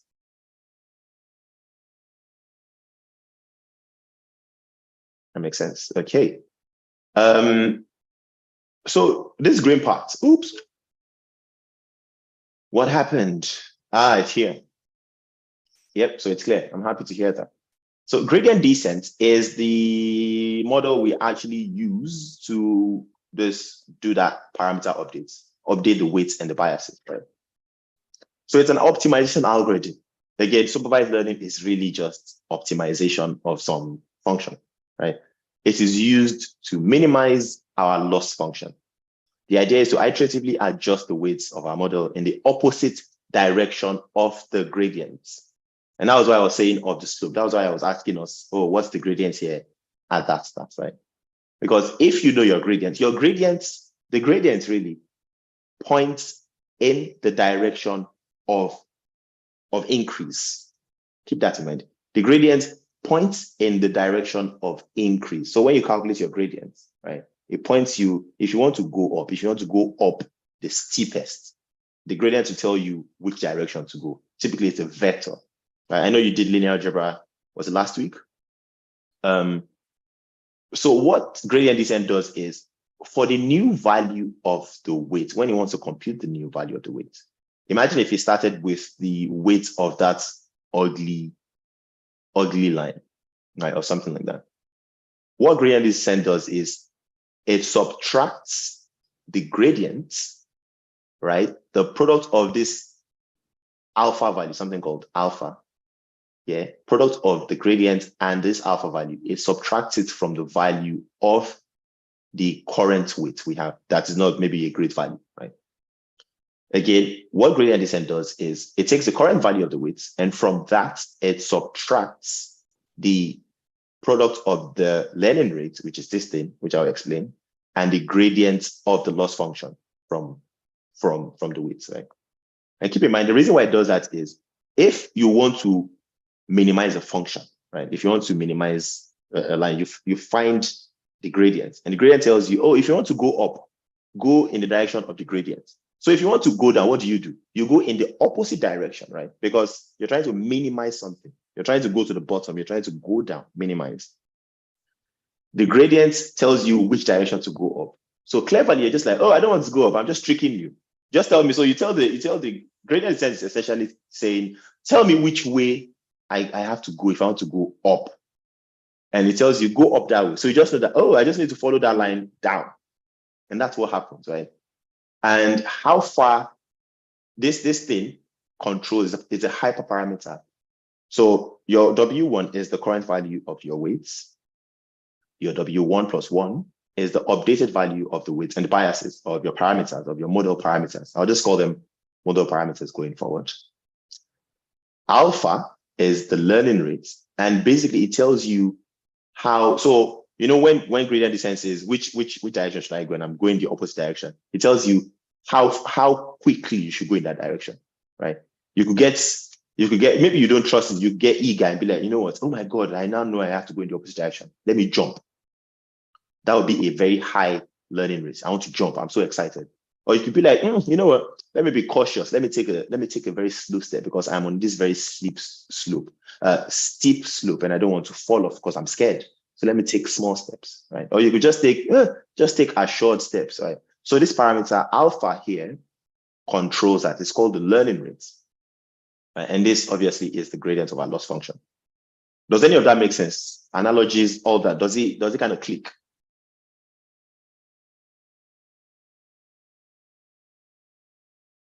Let's see. Does it click? I just need 1 or 2 yeses. Also, you know it's fine. Chito raised, Jack said it's clear, but Chito has a question. So yes, please. Yeah, so sorry, there was one analogy you're trying to give, like when gradients, like when you have the slope, Yeah. that you have to follow. I didn't really get what you were saying, like following. Okay. So you get it now. So look at this bow. Look at this bow, right? This is our y-axis is the loss. Obviously, the loss here is high at this point here. At the top here is high. The loss here is high.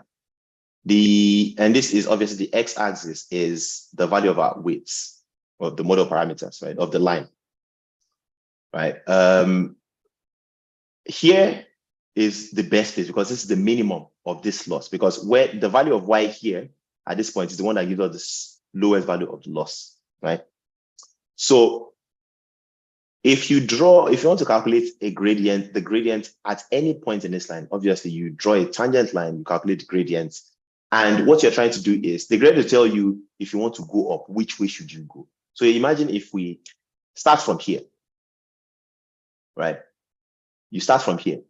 And the gradient will tell you, oh, if you want to go up, right? If you want to increase this, if you want to go up, because if you calculate the gradient here, it's going to tell you to move up here, right? But you don't want to move up, you want to go down, you want to minimize this, right? So you subtract, you go this way. So you're like, oh yeah, I don't want to go up. The gradient will tell you to go up, but I want to go down. And this is then where you go. Does that make sense? Yeah. Thanks. So exactly. So you calculate the gradient at a particular point. So this obviously, like I said, it's randomly initialized at first. You just basically pick a weight. It could be a poor one, and then you iteratively change it by calculating the gradients. The gradient tells you go up. You know, like, oh, I tricked you. I'm going down actually because I'm not trying to go up. Well, I'm trying to go up in Jesus' name. I'm not trying to go up that slope. I am trying to go down the slope, right? Down the surface. So you go in the opposite direction of the gradients, and that's what you keep doing, right? And like I said, the learning rate controls how much of a step you want to take, right? So the learning rate is a hyperparameter. There's a difference. I highlighted it because I want to talk about the difference between a model parameter and a hyperparameter. So the learning rate is one of the most popular hyperparameters that determines the size of the steps taken at each iteration when updating the model's parameters during training. So the model parameter in our case are the what? The weights and the biases, right? Those are the things we are trying to learn from the model. That's the parameter of the model we're trying to learn. The hyperparameters control their parameters, not within the model themselves. They control, they are like knobs. They're like things you tune. So imagine, I don't know, I'm going to expose my age now. I don't know if you know some televisions at some point. When I was younger, there was my grandfather had this old TV where if you wanted to change channels, right? It wasn't where you could just get a remote control and just flick it on and play like one or two. They had knobs that you could turn, right? Or even radio. Let's use radio. I think all of us are old enough to know radio. If you want to go to certain radio stations, right? There's this knob on top of a radio of a radio player, where you turn it. Sometimes it doesn't give you good. It doesn't catch any station, but you keep turning it until you get the desired thing you want, right? That's a hyperparameter. A hyperparameter, like learning rate, just controls the process. It's not the parameter itself you are trying to learn, right? So the learning rate here determines the size of the steps taken at each iteration when updating the model parameter, right? So you start from here. So like I said, you could choose a small learning rate, because if you choose a small learning rate, you have been very tentative. After you've calculated the gradient, and the gradient tells you, go up this way if you want to go up, but you're like, no, I don't want to go up. I want to go down this slope. You could take a very big step, or you could take a small step. If you take small steps, you're going to take forever to actually get to the bottom here, right? Makes sense, because you're taking very small steps. Like you're just scrolling because you're scared. On the other hand, if you take very large steps because you are too excited, if you start from here, gradient tells you to go here, you take such a big step, you go from here, bam, you jump here. The next one, you go from here, you jump here, you've overshot this place you are supposed to be, because you were very close to this place, weren't you? But because you were just still excited, you took a very huge step, and then you rolled across the minimum you are trying to get to, right? So Dolamu said, I think taking small steps is suitable. It's not. It's going to take forever, and you don't have time. So Shea said, this sounds more like backward propagation in deep learning. It's basically gradient descent. Yes. So I like how you people are giving me. I'm happy that this is happening because it shows that you actually get it. So small steps will make your training run forever, because before it gets to the minimum, it could take all the time. If you have too large a step, it's just going to be bouncing everywhere because it's not going to settle down, right? The best one, Dalamu, is actually when you have a learning rate that is just about right? That makes sense. It's not too big, it's not too small. Right? So you just go gradually until you get to the minimum.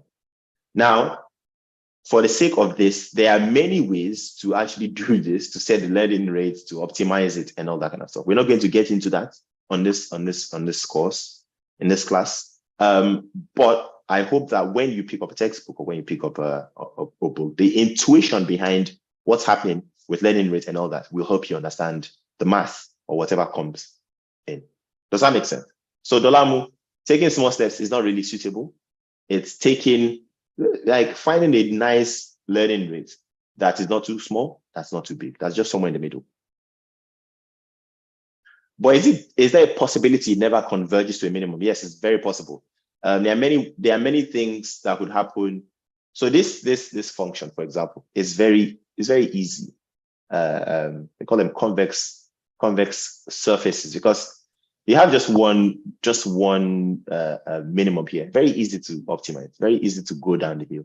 But in real life, where you have a lot of features, because we only have one feature here, like just one width. In real life, where you have very complex data sets with hundreds and thousands of features, your loss function, this thing becomes a multi-dimensional surface. Multi-dimensional surface that is hard to actually picture, right? So it's possible that your ball that is rolling down this hill could get stuck in a suboptimal place, right? In a local minima, they call them sometimes, or something called the saddle point, and it just never leaves that place because it doesn't know how to leave that place. There are many ways to deal with that, but it's very possible that it doesn't actually converge to a minimum, right? So, and how would you know a suitable learning rate to use since scenario differ? Yes, a lot of research around that. Separate, if you're doing deep learning, there are certain tasks that if you read the paper, they tell you which learning rate to use. Typically it depends, honestly. Certain learning rate that's why you have validation set, where if you want to try multiple learning rates, you keep a validation set. You set a learning rate, train on that, see how well that combination of learning rates does for your loss. You try another one, you see how well that does, and then whichever learning rate gives you the best performance is the one you then use to train a full model. So there's a lot of ways to do it, right? But yeah, this is to just motivate the idea of learning rates. So I don't know if anyone has questions. Now would be a good time to scan this beautiful QR code that I designed. And yeah, give feedback, because the good people at AI Saturdays, they've put this together. And I think it's one of the most beautiful things that's happening. So it would be good for them to get feedback, to know, to improve this for every one of us, for the instructors, for you that's listening to the instructors. So if you can scan this and give feedback, that would be very nice. So while some people are doing that, does anyone have any question? Because we're about to get into the last part of this class. I have scanned done. Questions? Can we have the link for those of us using our phones? Yeah, I think you get the link actually. So when I share this, actually, I'll just put the link beside it, or you could just scan it with your camera. Yes. Will the overfitting question wait till the end? Absolutely, yes. That is the plan. It's same day for the grand finale. So yes, overfitting and something called regularization, which I will not talk so much about because we have 7 minutes in this class, 7 minutes left in this class. I do not want to, because I know we've covered a lot for an introduction to machine learning class. And I think where we are, it's a good place. So overfitting happens when our trained model does not generalize well to new data. It will perform what? I'm going to edit this. I'm going to explain what that means. I'm going to use that analogy of WIAC again. So in school, right? Maybe you, at the start of the semester, or what's it called? At the start of the term, when you start a school term, and they give you an exam at the start of the term, you probably, your result will probably be very poor, except you are a nerd that spends all your summer holidays just reading up textbooks, which many of us were not. Right? So your result will probably be poor. So as your teacher trains you over time, and they keep testing you, you know how you do all those little tests. Hopefully, your performance, your loss, how poor you are with the questions will reduce. We'll keep reducing as iterations go, right? So on your training data, so when you fit a model, you want to check its performance on your training data, right? Obviously, they'll test you internally, right? So typically, you will do very well, hopefully with time, if your training thing is done well. Now, imagine if you could take WIAC every time, imagine if you could take WIAC every time you are also taking your internal exam to test, right? Just imagine that was a thing, right? But every time you take WIAC, right? At some point you start poorly too, because it's the start of the term, you have not really prepared. And at this point, when you are doing very well on classwork, right? On your school's exam, but somehow you keep failing WIAC. Like the distance between your results in your internal exams and the one that is set by external invigilator by WIAC is so you're doing so poorly on WIAC, right? So what does that tell you? Can someone just come up mute and tell me, what does that tell you? If you're doing so poorly, you're smashing your school exam, but you go to WIAC, you are failing your hand. What do they call people like that? Is it not local champion? So can someone get up? What does that mean? What does that mean to you? So I think it means that the questions they are setting for the school exam is quite different from that of WIAC. So when the person in question sees the question in WIAC, he tends to follow. Yes, that could be a thing. That's a very good one, because yes, it could just be like what they are teaching you in class does not cover the whole, is not representative of the type of questions WIAC will ask you. So your school is not teaching you well, right? So your training data is not representative of the population of what people typically should be asked, right? So that's a very good one. I like that. Who wants to say something else? What could be the reason why you're smashing your school exams and every time you go out there, you're just not doing well? What could be the reason? In your own words.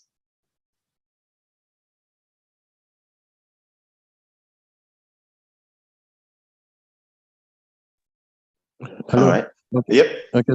So what if the school exams, the questions are just repeated? You understand? You're not actually learning, but the questions are like repeated year after year, time after time. And so it's just like second nature to you. Yeah, exactly. You actually have to think about it. Yes, exactly. So that's what overfitting is.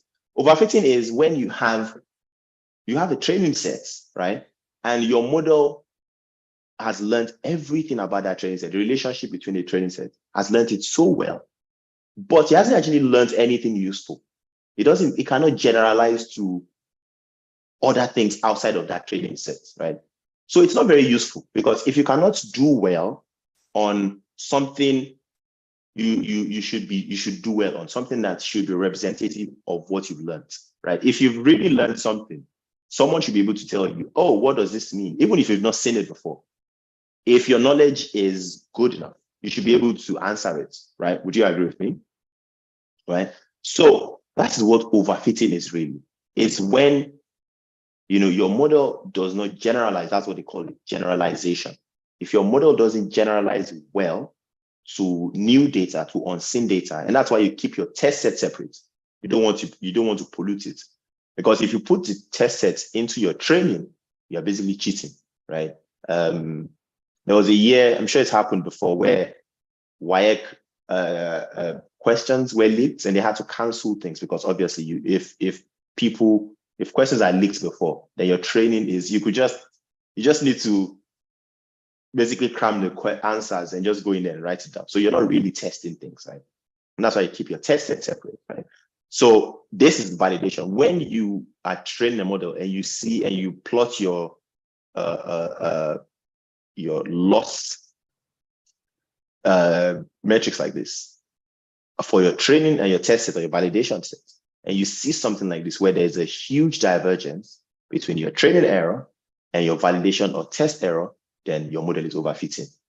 So you need to go back and then be like, yeah, there are a lot of techniques you could use to then be like, yeah, you people are not learning anything. We need to fix that. And that's one of the techniques for that is regularization.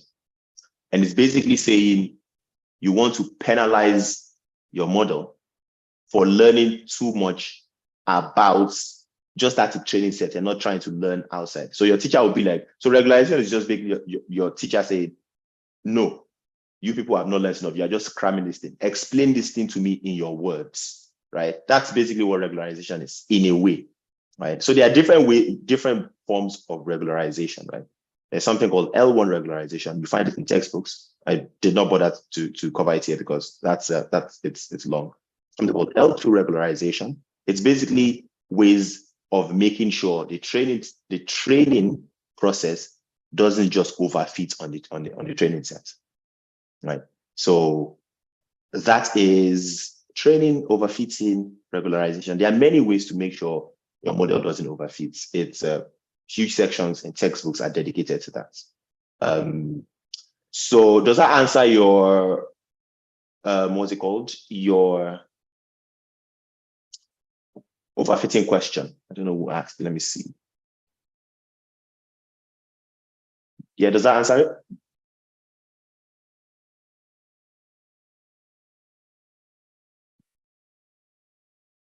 Are people still here? I know we've been on this call for like 2 hours. So yeah, I know people are energies are getting low. But we're at the end of this. So not really. Funto, okay. Do you want to, so you said not really, did not answer it. Could you rephrase your question? I mean, it would be nice if you come off mute, so we could hear you. If you don't mind, that is. Hi, okay, so if we're using linear regression, for example, I believe it's meant to be a line being fit on the data point. But in the case where overfitting is happening, I believe overfitting is when it's understanding too much details about the data, right? So it's trying to like make the data points fit into each other. So imagine it in my head, I don't think it would be a straight line. I wanted to be sure if it's a straight line or not, because if it's a straight line, it's not trying to fit each of the points. It's just a straight line. I don't know if you get what I'm saying. No, I think I get it. So you're saying if it's a straight line, it's not possible to overfit. So let me say, let's go back here. So linear models, linear models are unlikely to overfit, right? So overfitting will typically happen if, I didn't want to cover non-linear stuff, right? Because again, that's just complex. We're already at the end of this class. And look at what we've covered.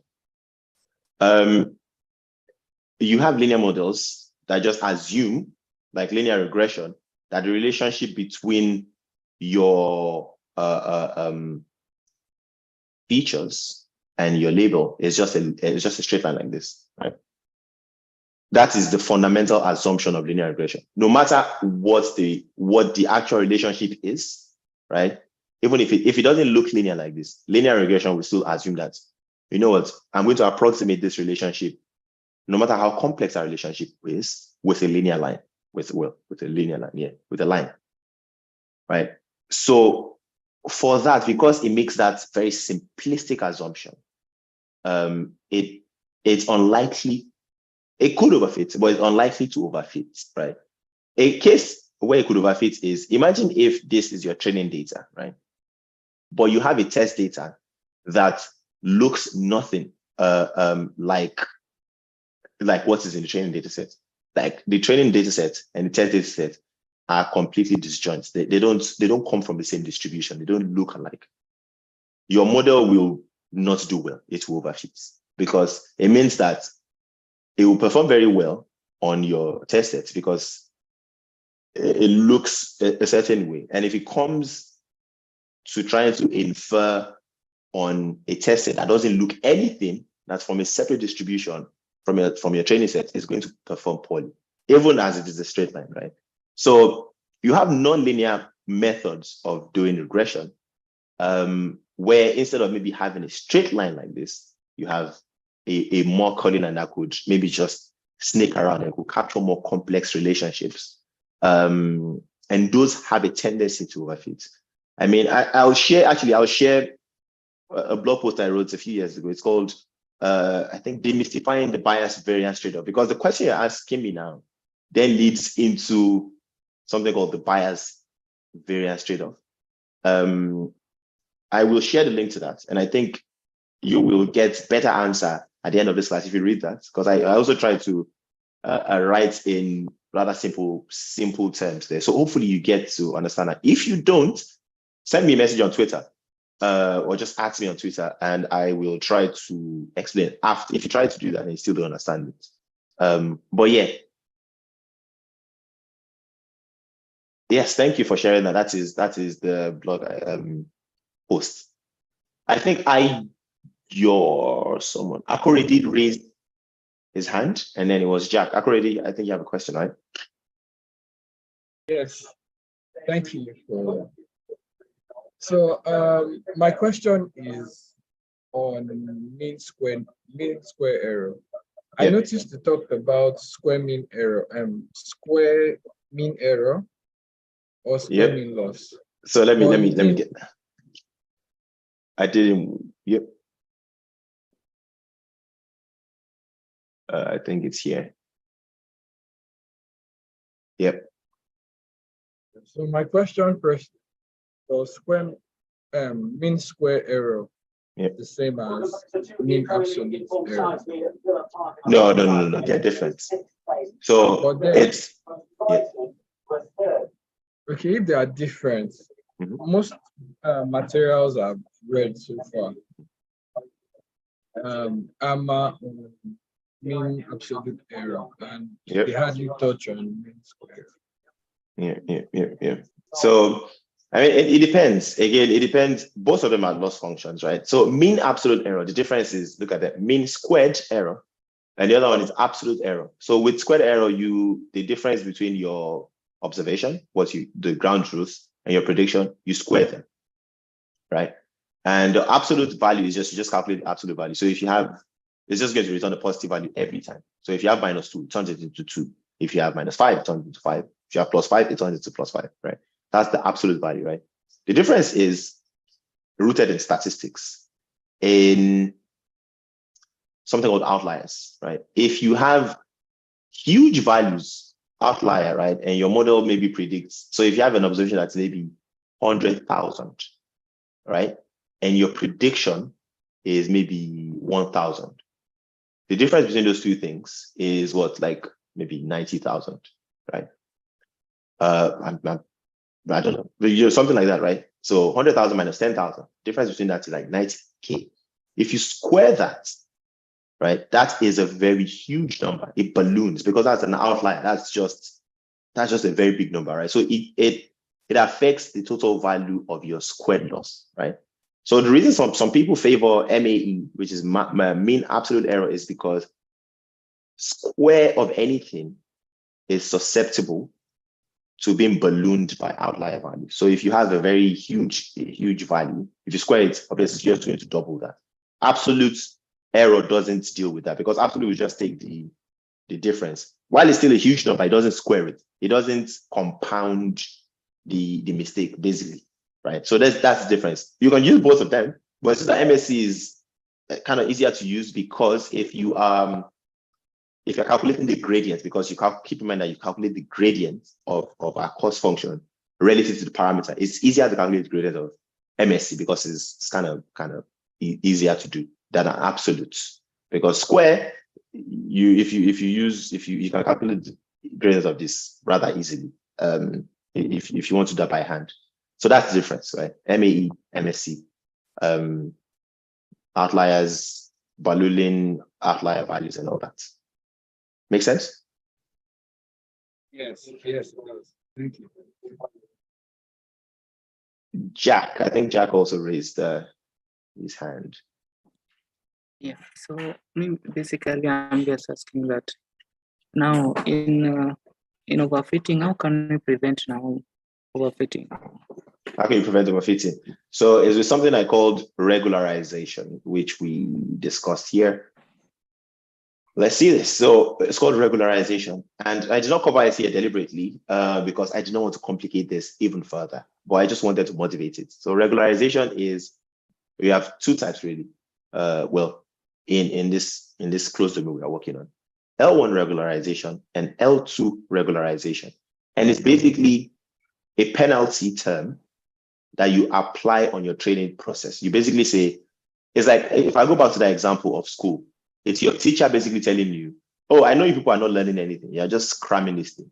We are going to actually I'm going to make sure you are learning things. So your teacher may ask you, so if you say 2 + 2 = what? And you have like 4 because you crammed it, you know that. And your teacher is like, okay, why is 2 + 2 = 4? What is 1 + 1 + 1 + 1? Which is should be 4, right?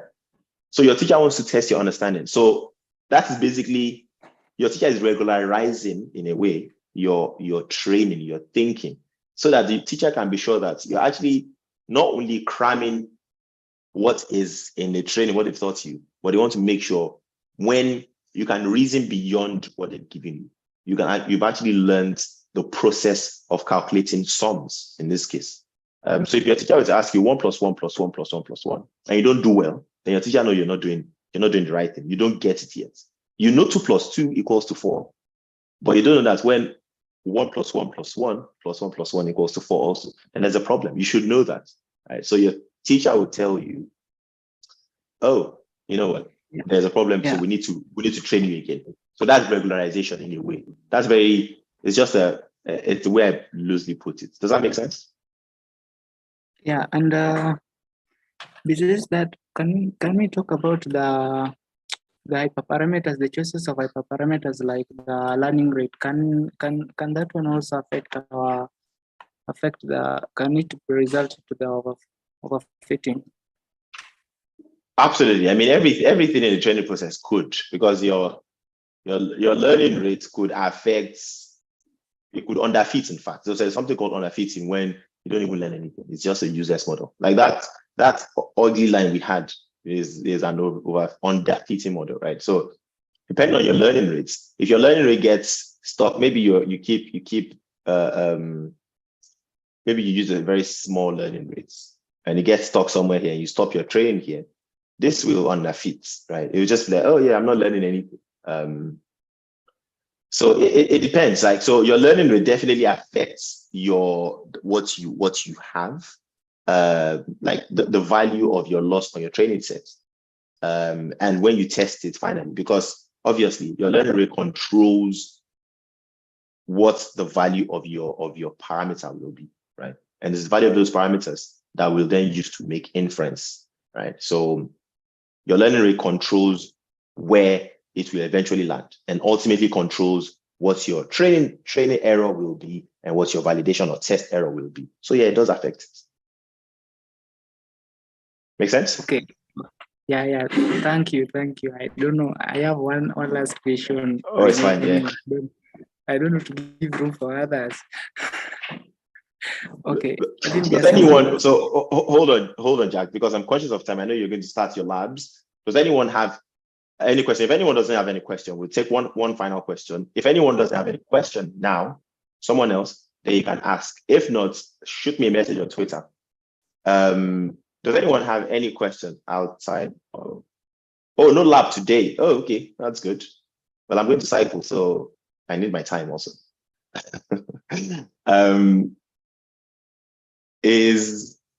Does anyone have any questions? If not, the floor will allow Jack ask his question. And also, I mean, I put my Twitter. This is where I talk and just opine about things that don't really concern me. So you can send me a message. But when I say message, I don't mean a DM, because it's unlikely I'll read that, because it always goes into like the other part. Just ask me, and I'll try my best to reply when I can. So Jack, no one asked. So yeah, I think it's your floor. Thank you. Thank you so much. But because you have pasted your Twitter account, so I will just ask you the question in Twitter, or if you have WhatsApp group, I can just make it easy. No, I think Twitter will be great. I don't. Twitter is fine. Twitter is very accessible, and it's obviously when you answer, and it's good because it's an open platform. So when you ask and I answer, other people that are probably in this class can also see the answer, as opposed to WhatsApp where it's just closed. And yeah, so Twitter is always a very good place to reach out. Perfect. So I don't think we have any more questions. This has been an absolute delight. Thank you so much for having me, everyone. And yeah. Thanks for making out the time, Alan. Yeah.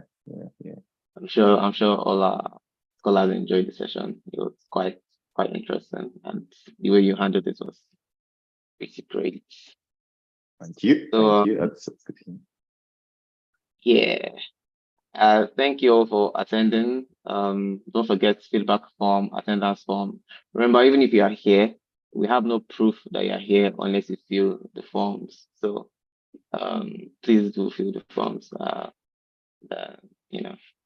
There are no labs today, so you guys can just take out the time to maybe revisit the lecture material, read Alan's blog posts, or review previous lectures and labs, and have a great weekend, and see you guys next week. Bye, everyone.